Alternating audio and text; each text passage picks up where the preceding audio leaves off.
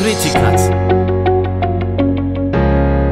Mobil cihazlar için koruyucu ürünler satıyorsunuz. Diğer tüm işletmeler gibi bütün müşterilerinizin isteklerini karşılamak istiyorsunuz. Fakat her hafta yeni çıkan cihazlar stok yönetiminizi zorlaştırıyor. Fazla stok tutmanız, elinizdeki ürünlerin de demode olma riskini beraberinde getiriyor.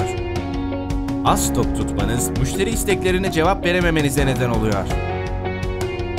Peki tüm müşteri isteklerinizi karşılayabileceğiniz, stok karmaşasından kurtulabileceğiniz bir sistem olsaydı, her türlü marka ve model tablet, telefon ve akıllı saatler, kameralar, AirPods kulaklıklar için 360 tam ekran koruma sistemi. Criticat, iOS ve Android uygulamasıyla binlerce marka ve model cihaz için anında tüm koruma ürünlerini saniyeler içinde üretebilir. Stok karmaşasıyla başınızı ağrıtmayın. Düşük yatırım maliyeti, sıfır stok, sıfır risk. Tüm modeller için tek sistem. Criticat.